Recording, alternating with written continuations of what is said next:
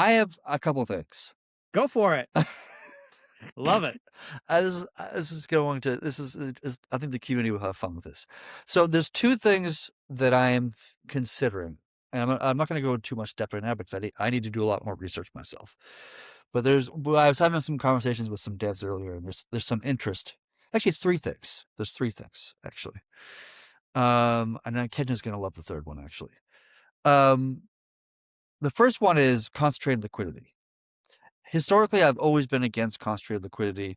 And the reason why is because by doing so, if you're a passive LP and you're not running software that is constantly updating your lower, your higher ticks of your concentrated liquidity position, then you just get screwed and you can't make a yield. And then you're only getting impermanent loss. And so anytime we've seen constant liquidity implemented, whether it be Uniswap's a really good example where like 80% of people are like underwater, right? Because only 5% are actually making any money on it because they're running these really advanced bots that are constantly updating the positions and beating everybody else, which is why I was always against it. But if we're heading towards a more POL mentality, right? If we're heading away from people, doing this, then theoretically, I need to do more research.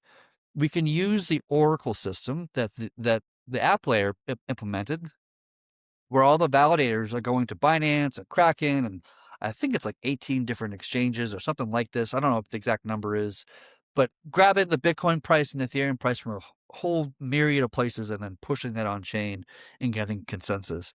And then using that as the POL's ability to create upper and lower ticks, right, for a constant liquidity position.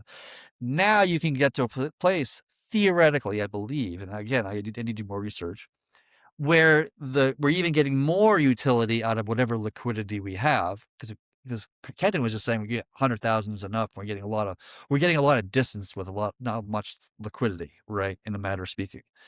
And now we can get even more because we can get 3, 6, maybe 20 times the efficiency with concentrated liquidity that the POL is pushing in using the oracle of the validators to give it the concentration, the appropriate upper and lower bounds concentration.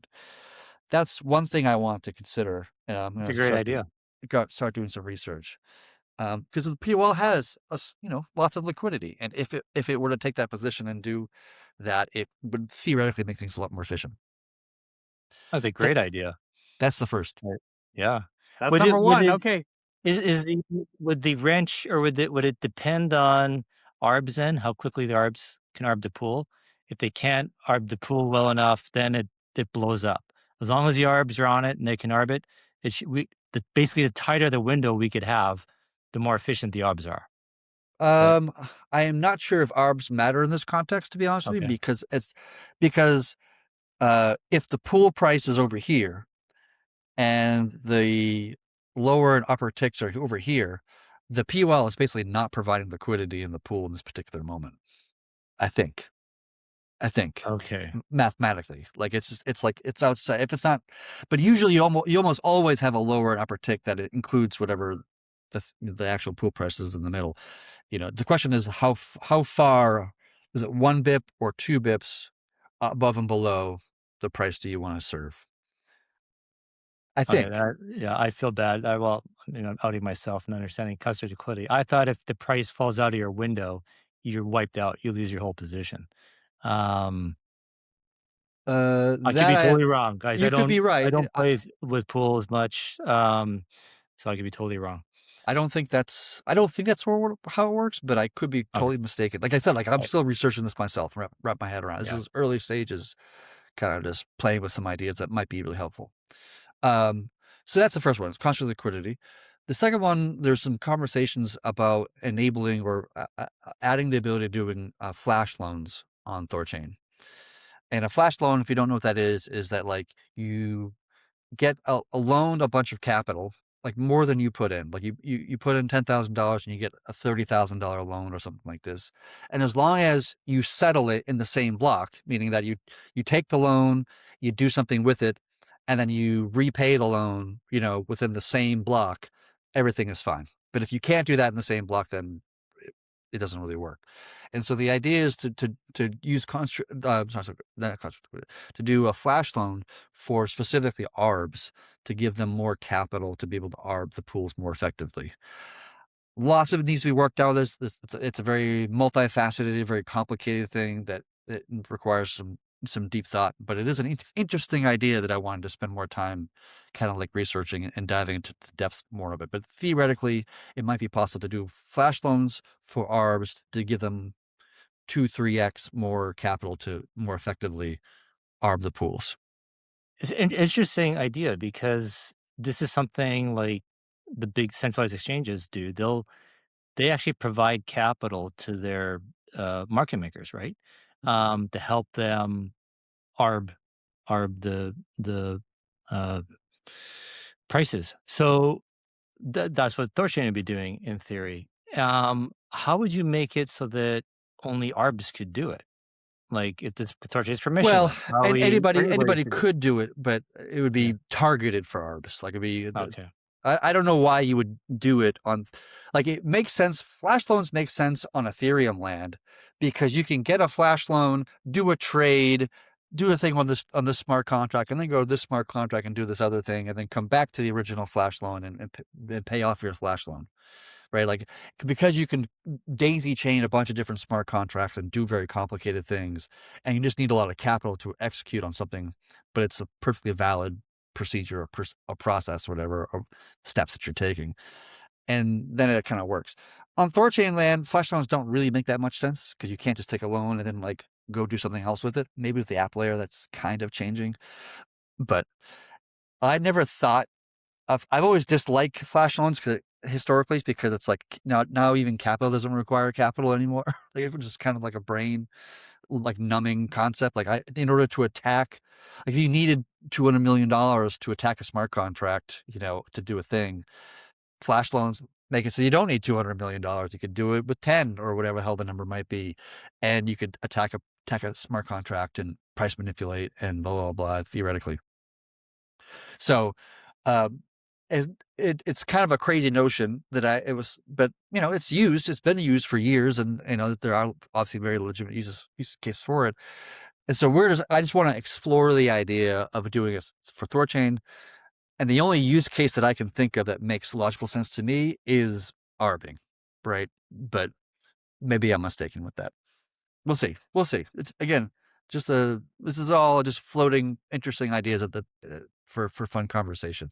Oh, don't worry, Chad. Someone will be in Discord telling you that you got to stop the update. Next update, this can't go through. Put the brakes on.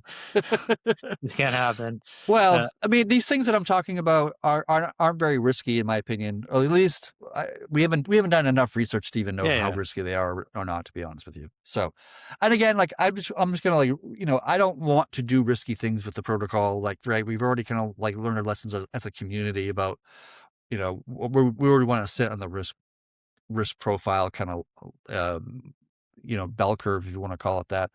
So all this is going to require a lot of research and verification, and of course everything comes through the community for voting and those things as well. Of you know course. But that was just number one, though. You got two more ideas for us, well, that Chad? was number well, two. that was number Oh, two. So that was number two. one I'm was sorry. cluster liquidity is one, flash loans is number Oh, two, flash loans. Gotcha. Okay. is number two, and then the third one, which I know Kenton was like, I talked a lot more about decentralizing UIs. And I had a design for doing this a while back for Archeo that never really got fully realized for reasons we don't need to go into, but it always kind of saddened me that it never really got realized, because it's a really important, concept of like building a framework, if you want to call it that, protocol, where is a deployable decentralized UI. Like that's what's so amazing about Ethereum when it was first came out, is that like it was a generic platform where you could deploy something onto it, and it would give you a decentralized smart contract to execute any arbitrary piece of code that you wanted to that within Solidity. And we should have the functional equivalent of a smart contract like thing where you can deploy, instead of deploying a smart contract, you're deploying our user interface, right? And so I had a design for this. I had a plan for this years ago, and I was gunning for Archeo to do it. But it hasn't happened quite yet. And instead of waiting for it to get there, there's this idea that we might be doing it on the THORChain side. And that would be not just, in my mind, it would not just be for, swap.thorchain.org or even just thorchain.org, but be, a generic, a generalized platform that any UI, Uniswap, 1inch, Hyperliquid, right? Whatever, doesn't really matter.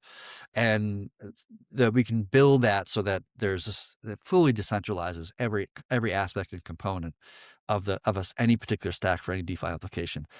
I think it's obviously taking us away from the cross-chain swaps that is our bread and butter in a sense.